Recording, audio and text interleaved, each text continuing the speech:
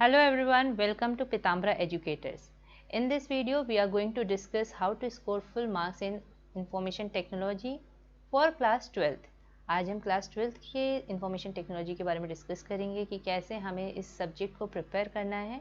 Code is 802.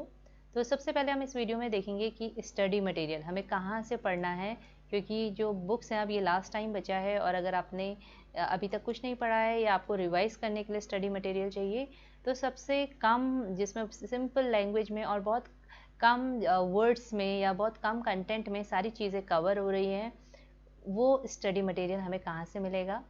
And then उसके बाद हम देखेंगे कि हमें कौन कौन से चैप्टर जो हैं ज़्यादा टाइम लगा के पढ़ना है, किस चैप्टर पे हमारा फोकस होना चाहिए. देन थर्ड, जब हमने सब कुछ पढ़ लिया है उसके बाद हमारी एग्ज़ाम में क्या स्ट्रेटेजी होनी चाहिए to attempt all the questions, क्योंकि कभी कभी ऐसा होता है कि हमें सारे क्वेश्चंस आते हैं बट हम अटेम्प्ट नहीं कर पाते हैं प्रॉपरली सारे क्वेश्चंस, कुछ मिस हो जाता है. So how to divide our time, कैसे मैनेज करना है टाइम. अगर हमें क्वेश्चन पेपर हमें पहले से पता होगा कि ऐसे ऐसे क्वेश्चंस आने हैं, इतने सेक्शन, इस सेक्शन में इतने क्वेश्चंस आने हैं तो इस सेक्शन में हमें कितना टाइम लगना है, ये सारी चीज़ें आज हम डिस्कस करेंगे. स्टडी मटेरियल से पहले हम देखते हैं कि हमारी कौन सी यूनिट्स आ रही हैं. Communication skills, self management skill, this is from part A employability skills. ICT skills fourth. In chapter से सिर्फ आपके दो क्वेश्चन आने वाले हैं जिसमें कि आपको सिर्फ 5 अटेम्प्ट करने हैं. इसके लिए आप सेल्फ मैनेजमेंट को अच्छे से प्रिपेयर कर लेना, क्योंकि ये कम्युनिकेशन स्किल्स और ये ICT ये बहुत कॉमन सेंस वाला है कि अगर आपने एक बार को बस रीडिंग की है तब भी आप इसके क्वेश्चंस अटेम्प्ट कर लेंगे. बट ये सेल्फ मैनेजमेंट को थोड़ा अच्छे से पढ़ने की ज़रूरत है, क्योंकि इसमें जो है कुछ डिफरेंट टॉपिक है जो हमने मे बी नहीं पढ़े हो, जैसे कि कॉमन पर्सनैलिटी डिसऑर्डर. मैं आपको इसका स्टडी मटेरियल दिखाऊंगी, आपको ये CBSE की वेबसाइट पे मिल जाएगा. स्किल एजुकेशन वाले पार्ट में जब आप होम टैब में ये वेबसाइट ओपन करते हैं तो ऐसा खुलती है. देन आप इसमें स्किल एजुकेशन में जाएंगे. आफ्टर दैट दिस बुक्स, मैं इसका लिंक आपको डिस्क्रिप्शन बॉक्स में भी दे दूँगी इस PDF का.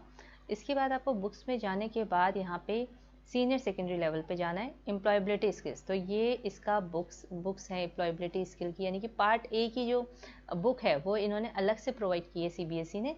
तो अगर आप इस बुक को देखेंगे, आप देखिए इसमें जो कम्युनिकेशन स्किल यूनिट है इसमें सिर्फ 3 सेशंस है और सिर्फ 16 पेजेस में इन्होंने ये पूरा डिस्क्राइब कर दिया है. तो so it will be very easy to prepare this unit from this book which is provided by CBSE.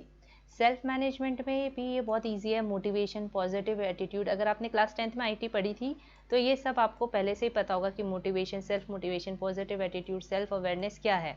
पर इस यूनिट में एक इम्पॉर्टेंट टॉपिक है जो कि है common personality disorders. You can see suspicious, paranoid. अभी आप देखेंगे कि सैम्पल पेपर में भी इससे एक क्वेश्चन आया हुआ है. तो ये वाला जो टॉपिक है, ये जब तक आपने पढ़ा नहीं होगा, ये सारी पर्सनैलिटी डिसऑर्डर के आपको नेम और डेफिनेशन नहीं पता होगी कि ये क्या होते हैं, तब तक आप इससे बेस्ड जो भी क्वेश्चन आएंगे इस पे बेस्ड वो आप नहीं सॉल्व कर सकते हैं. तो आपको ये पढ़ना है. एंड अगर हम इसके बाद थर्ड यूनिट की बात करें तो थर्ड यूनिट बहुत ईजी है. अगर आपने क्लास 10th में IT पढ़ी है तो ये स्प्रेडशीट हम पढ़ चुके हैं. इसमें भी लिब्रे ऑफिस कैल्क के थ्रू ये समझाया गया है कि स्प्रेडशीट के क्या ऑपरेशंस होते हैं, like deleting worksheet, inserting a new worksheet. बहुत ईजी है. प्रेजेंटेशन सॉफ्टवेयर तो लिब्रे ऑफिस इम्प्रेस के थ्रू समझाया है. How to open a presentation, how to close a presentation, बहुत ईजी है. अगर आप इसकी एक बार रीडिंग करोगे तो आप समझ जाओगे. तो इन तीनों यूनिट में से अगर हम देखें तो सेल्फ मैनेजमेंट को आप 2-3 टाइम्स रीड कर लीजिएगा या इसके नोट्स बना लीजिएगा. उसमें आप उन नोट्स को पढ़ सकते हैं एग्ज़ाम से एक दिन पहले, क्योंकि ये बहुत ईजी है.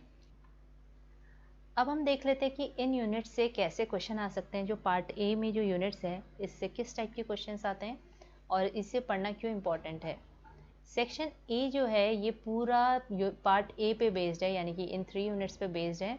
क्योंकि अगर हमें ये लगेगा कि हम पार्ट ए को छोड़ देते हैं क्योंकि चॉइस आएगी, ऐसा नहीं है. आपको पार्ट ए पूरा प्रॉपरली पढ़ना पड़ेगा. एक रीडिंग करनी पड़ेगी कि आपको सारे वर्ड्स पता हो, सारे टॉपिक्स पता हो उसमें जो भी है, जिससे कि आप इसमें से जो 6 क्वेश्चंस आएंगे आपके सेक्शन ए पे वो पूरे आपके उन 3 यूनिट्स पे बेस्ड है. तो आप इसमें से 5 अटेम्प्ट कर लें. तो अगर हम पहला क्वेश्चन देखिए, active listening is important in workplace because if we actively listen to other people select the one which is not correct. तो क्यों इम्पॉर्टेंट है, ये करेक्ट ऑप्शन हमें इसमें छोड़ देना है, जो नॉट करेक्ट है वो हमें इसमें टिक करना है. They will be more interested in communicating with us, ये करेक्ट है. We can develop a long term working relationship with others, ये भी करेक्ट है. We can easily identify challenges and difficulties others are facing and provide solution to it, ये भी correct है. We will become more popular in the workplace, तो अगर हम लोगों की बातें सुन रहे हैं तो उससे हम पॉपुलर बनेंगे, ये कोई गारंटी नहीं है, ये कोई करेक्ट ऑप्शन नहीं है. So this one is the answer of this. We will come to second question. The content of cell A1, A2, A3 and A4 in a spreadsheet application are 10, 15, 20, 25. If the formula equals to count A1 to A4, इसमें सारे count करने हैं, is entered in cell A5, which value will be displayed in A5. तो count function हमने पढ़ा है कि count function क्या होता है, वैल्यूज जितनी भी हैं उन्हें काउंट करता है. तो कितनी वैल्यूज हैं, 1 2 3 4. So it's answer will be 4. What not to do during an interview, what we should not do, take notes, lets your achievement speak for you, answer question fast and use slangs. ये तो बहुत ही easy सा है कि हमें पता चल रहा है कि यही नहीं करना है हमें, तो ये करेक्ट ऑप्शन है. ये देखिए, ये क्वेश्चन जो है ये पर्सनैलिटी डिसऑर्डर से आया है, तो सेल्फ मैनेजमेंट के जो क्वेश्चन हैं ये थोड़ा सा डिफ़िकल्ट हैं कह सकते हैं हम. नेक्स्ट है, what will be displayed if the following formula is entered in cell A1 in a spreadsheet application. So you have to solve this formula. 6 exponent, ये exponent का है, so ये हो जाएगा आपका 36. इसमें आपको प्रेसिडेंस पता होनी चाहिए कि कैसे आपका फॉर्मूला इवेल्युएट होता है. ये हो जाएगा आपका 36 प्लस यहाँ पे ये डिवीजन हो जाएगा 3 5 15 इंटू 2 माइनस 7. सो यहाँ पे हो जाएगा 36 plus 10 minus 7. So 46 minus 7 that will be 39. So this will be the answer for this question. So ये पार्ट है, आपको इस तरीके से प्रिपेयर करना है. तो आप देख सकते हो कि सेम टू सेम ऐसा भी हो सकता है कि ऐसी क्वेश्चन आए, लाइक एक एक्सप्रेशन वाला आ जाए स्प्रेडशीट से, एक कुछ फंक्शन वाला आए. जो भी स्प्रेडशीट के फंक्शन होते हैं ये आपको पता होना चाहिए. मैक्स फंक्शन क्या करता है, काउंट फंक्शन क्या करता है, सम फंक्शन क्या करता है, एवरेज फंक्शन क्या करता है. तो आप यहाँ से क्वेश्चन देख के आइडिया लगा सकते हैं कि किस टाइप के क्वेश्चन आएंगे. अब बात करते हैं पार्ट बी, जो सबसे ज़्यादा इंपॉर्टेंट पार्ट है, जिसमें से टोटल आपके 25 मार्क्स के क्वेश्चन आपको अटेम्प्ट करने हैं. क्योंकि टोटल जो मैक्सिमम मार्क्स हैं वो 30 है, तो 5 मार्क्स आपको यहाँ से करने हैं और 25 मार्क्स आपका पार्ट बी है. तो मैक्सिमम आपको यहाँ स्कोर करना है. और इसमें भी देखिए सबसे ज़्यादा क्वेश्चन जो है आपके RDBMS डेटाबेस कॉन्सेप्ट से आने वाले हैं. तो इसके लिए आपको स्टडी मटेरियल कहाँ से मिलेगा, यहीं आप बुक वाले सेक्शन में जाएंगे, इंफॉर्मेशन टेक्नोलॉजी क्लास 12. तो इसमें भी जो डेटाबेस कॉन्सेप्ट है, जब तक ये PDF खुल रही है हम देख सकते हैं कि किस टाइप के क्वेश्चंस आए हैं. सबसे पहले हम देख लेते हैं पार्ट सी, क्योंकि पार्ट बी में हमें बहुत ज़्यादा क्वेश्चंस अटैम्प्ट करने हैं. तो अगर हम सेक्शन सी में देखें, कॉम्पिटेंसी बेस्ड क्वेश्चंस, इसमें हमें 5 क्वेश्चंस अटैम्प्ट करने हैं out of 7 questions. Each question is of 1 mark only, सारे क्वेश्चन सेम मार्क्स के हैं. और इसमें अगर हम देखें कि 5 क्वेश्चंस जो हैं वो डेटाबेस कॉन्सेप्ट से आए हैं. तो डेटाबेस कॉन्सेप्ट्स यूनिट जो है बहुत इंपॉर्टेंट है, स्पेशली फॉर सेक्शन सी, क्योंकि इसमें जो मैक्सिमम क्वेश्चंस आए हैं वो आपके डेटाबेस कॉन्सेप्ट से आए हैं. Only 2 questions are from the next unit, that is web based applications. तो किस टाइप के क्वेश्चंस आए हैं डेटाबेस कॉन्सेप्ट से, आपके SQL क्वेरी बेस्ड सारे क्वेश्चंस हैं. तो इसके लिए आपको SQL क्वेरी जो है वो प्रॉपरली प्रिपेयर करनी है. ठीक है, अभी इसके बाद हम ये भी डिस्कस करेंगे कि हमें कितना टाइम इस सेक्शन को देना है. इससे पहले हम PDF फाइल देख लेते हैं. ये आपकी PDF फाइल है.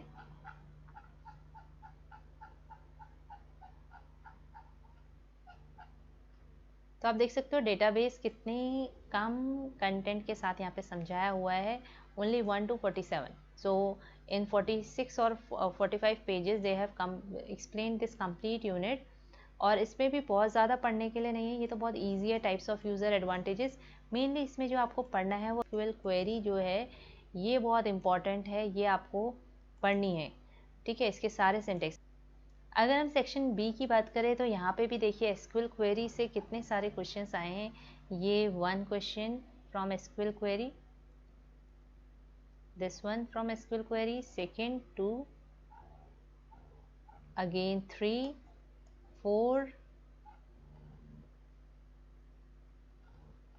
5, 6, 7, 8, 9, 10, 11। तो सी 11 क्वेश्चंस आप इजीली, अगर आपने एसक्यूएल क्वेरी पढ़ लिया अच्छे से, तो आप इसमें से 11 क्वेश्चन जो हैं इजीली अटेम्प्ट कर लेंगे। और सेक्शन बी में हमें अटेम्प्ट कितने करने हैं ये देखते हैं। सेक्शन बी में हमें अटेम्प्ट करने हैं 20 क्वेश्चंस आउट ऑफ 25। ओके, तो 2 क्वेश्चन जो है ऑलरेडी वेब बेस्ड एप्लीकेशन के जो है सेक्शन ए में आ चुके हैं, सॉरी सेक्शन सी में आ चुके हैं। अब बाकी बचे आपके 10 क्वेश्चंस, वो आपके इसमें होंगे। तो वेब बेस्ड, अब बात करते हैं ऑपरेटिंग वेब बेस्ड एप्लीकेशन। ये भी आप इससे पढ़िए, ये बहुत ईजी यूनिट है।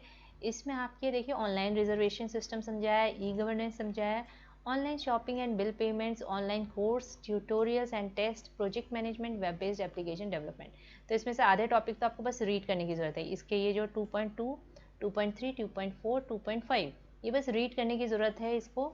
और इसमें कुछ इंपॉर्टेंट है ऐसा जो आपको नहीं पता है वो आप नोट कर सकते हैं, otherwise this unit is very very easy. So questions देख लेते हैं कैसे आए हैं from web based application.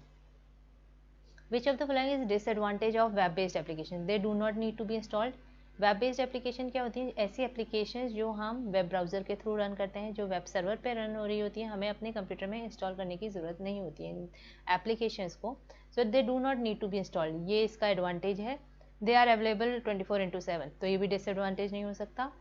They are slow as compare to software based applications, so this is the disadvantage, क्योंकि ये स्लो है। They offer cross platform compatibility. Cross platform means आप किसी भी वेब ब्राउज़र में यूज़ करें, किसी भी ऑपरेटिंग सिस्टम में यूज़ करें, they will run. So this is the disadvantage. तो ये तो एक कॉमन सेंस वाला भी क्वेश्चन है।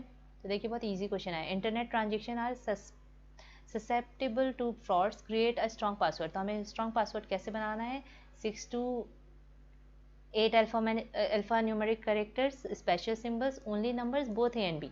सो सी वाला करेक्ट नहीं है कि सिर्फ नंबर तो होने नहीं चाहिए, तो both A and B. Alpha numeric में ही नंबर भी आ जाते, तो अल्फ़ाबेट और न्यूमेरिक नंबर्स होने चाहिए sorry, and special symbols.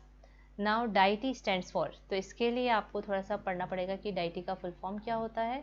Online shopping से रिलेटेड है कि कौन सी जो है ऑनलाइन शॉपिंग वेबसाइट नहीं है, तो coursera.org, स्नैपडील, मिंत्रा तो सबको पता है, इन्फीबीम भी आपने सुना होगा। सो ये सारे इस टाइप के क्वेश्चंस आए हैं। अब हम बात करते हैं कि अगर आपने ये सारी यूनिट्स पढ़ ली हैं, तो उसके बाद जब हम एग्ज़ाम में जा रहे हैं तो हम किस तरीके से अपना टाइम मैनेज कर सकें। हमें सेक्शन समझ में आ गया कि किस सेक्शन से हमें क्या करना है। अब इसमें आपको क्या करना है, सेक्शन ये क्वेश्चन पेपर अटेम्प्ट करने से पहले first 10 minutes you have to dedicate for reading the question paper. So कैसे क्वेश्चन पेपर पढ़ना है? तो आपको क्वेश्चन पेपर देखना है, जो आपको लगता है कि इजी क्वेश्चन है आप अटेम्प्ट कर लेंगे, उन्हें आपको टिक कर देना है। ठीक है, पहले से तो बोर्ड जो है आपको एक्स्ट्रा टाइम देता था रीड करने के लिए।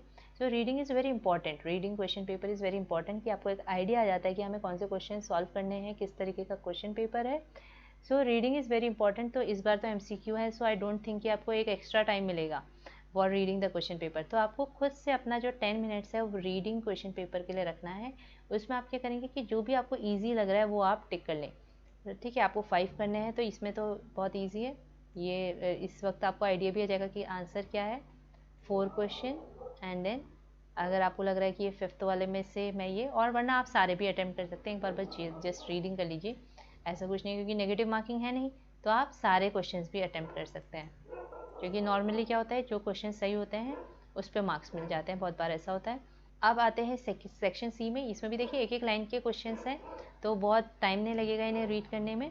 सो आपने जल्दी से एक बार क्वेश्चन पेपर रीड कर लिया, इसमें थोड़ा सा क्वेरीज देखने में टाइम लगेगा, तो आपको देखना है कि कौन सा मैं अटेम्प्ट कर सकता हूँ या कर सकती हूँ, उन्हें आपको टिक कर लेना बस। ठीक है, जब आपका 10 मिनट हो गए कंप्लीट, टाइम देखते रहना है, क्योंकि अगर आपने अच्छे से क्वेश्चन सब कुछ आपने प्रिपेयर किया है, अपना सब्जेक्ट अच्छे से पढ़ा है, बट अगर आप टाइम मैनेज नहीं कर पाए वहाँ पे, तो क्या होगा, आपके क्वेश्चंस छूट सकते हैं, या आप जल्दीबाजी में रॉन्ग भी टिक कर सकते हैं। मान लीजिए आपको पता है इसका आंसर बी है, बट वहाँ पे क्या होगा कि आप गलती से वहाँ पे सी टिक करके आ जाओगे जल्दीबाजी में, क्योंकि आपका OMR शीट होगा, वहाँ पे आपके पास ऑप्शंस होंगे A, B, C, D, और कभी कभी क्या होता है हमें पता है आंसर बी है, पर हम जल्दीबाजी में यहाँ सी में ऐसे कर देते हैं। उसके बाद क्या होगा, अगर हमने थोड़ा सा भी ये कर दिया, तो आपका जो OMR शीट रीडर होगा तो वो इसे रीड नहीं करता, तो इसमें हमारे मार्क्स लूज़ होने के चांसेस रहते हैं।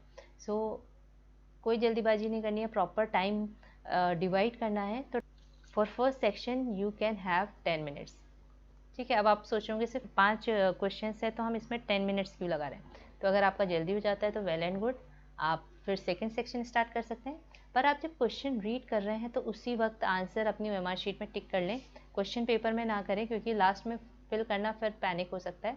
वैसे ये आपकी मर्ज़ी है, ठीक है, बट आई सजेस्ट कि जैसे ये OMR शीट में होंगे आपके ऑप्शंस, तो आप क्या करो, उसी वक्त जो भी आंसर है उसी वक्त, जैसे आपने देखा कि इसका आंसर डी है तो मैं डी में हल्का सा, भले ही आप कंप्लीट गोल ना करो यहाँ पे, इसे फिल ना करो, थोड़ा सा जितना भी फिल करो कि आपको पता चल जाए कि ये आंसर है।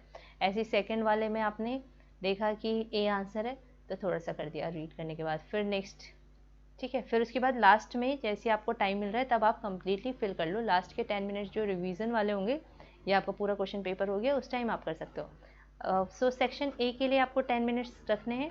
अगर जल्दी कंप्लीट हो जाता है तो आप नेक्स्ट सेक्शन में जा सकते हैं, उसे रीड कर लीजिए। Next section B. Section B में 20 क्वेश्चन अटैम्प्ट करने हैं और क्वेरी वाले हैं, तो आप इसके लिए 40 मिनट्स लेके चलिए, पर 40 मिनट्स से ज़्यादा नहीं लगने चाहिए। अगर पहले हो गया तो well and good. Next section C. Section C में आपके है तो सिर्फ 5 क्वेश्चंस, बट वो क्वेरी बेस्ड हैं तो मे बी आपका थोड़ा ज़्यादा टाइम लगे, तो आपको 10 मिनट्स हम लेके चलते हैं फॉर सेक्शन सी। सो ये ए के लिए, ये बी के लिए और ये सी के लिए हमारे पास है 90 मिनट्स, और अभी हमारे हुए हैं 10, 20, 40, 60, 70, 80, 90, 20 मिनट्स अभी भी हमारे पास क्या है, रिमेनिंग है। ना क्वेश्चन पेपर सॉल्व करने के बाद भी हमारे पास 20 मिनट्स रह रहे हैं, जिसमें हम आराम से अपना रिवाइज कर सकते हैं। जो भी हमारे सर्कल अच्छे से फिल नहीं हुए हैं हम उन्हें प्रॉपरली फिल कर सकते हैं। चेक कर सकते हैं कि हमारे क्वेश्चन जो हैं कोई मिस तो नहीं हो गए। वैसे तो सारे क्वेश्चंस के आंसर आप कर लेंगे, ठीक, इसी वक्त काउंट कर लीजिएगा, बट फिर भी एक बार रिवाइज कर लीजिएगा कि आपने हर सेक्शन में जितने क्वेश्चन अटैम्प्ट करने हैं उतने क्वेश्चन अटैम्प्ट किए हैं या नहीं किए। सेक्शन ए में आप याद रखिए कि आपको 5 क्वेश्चन अटैम्प्ट करने हैं, सेक्शन बी में 20 और सेक्शन सी में 5। तो ये ध्यान रखना है कि ऐसा ना हो कि किसी में आपने लाइक इसमें ज़्यादा चांसेस हैं कि आप थोड़ी सी मिस्टेक कर दो, तो 19 क्वेश्चंस ना हो जाए, ऐसा नहीं होना चाहिए। भले ही 25 सारे 25 हो जाए बहुत अच्छी बात है, कोई उससे कोई फ़र्क नहीं पड़ेगा, पर 19 नहीं होने चाहिए, वरना आप अपने मार्क्स लूज़ कर सकते हैं। सो ये था कि how to manage your time. तो आप यहाँ से कंटेंट पढ़ सकते हैं और ज़्यादा फोकस मैंने आपको बताया है SQL क्वेरीज पे करना है, बाकी सबको एक बार रीड करना है। और अगर आपको लगता है कोई चीज़ बहुत डिफ़िकल्ट है जो मुझे नहीं याद हो पा रही है उसी वक्त, बाद में याद नहीं रहेगी, तो आप उसको ऐसे टिक कर सकते हैं, नोट्स बना सकते हैं। और बाकी तो ये सब बहुत ईजी है। बस इसमें एक आपका SQL है जो बहुत टफ़ है। टफ़ मतलब कि इट इज़ लाइक मैथ्स की, आपको प्रैक्टिस करनी पड़ेगी थोड़ी सी। आपको उसके सिंटेक्स, जैसे मैथ्स में हम फॉर्मूला लर्न करते हैं, ऐसे इसमें हमें सिंटेक्स लर्न करने पड़ेंगे।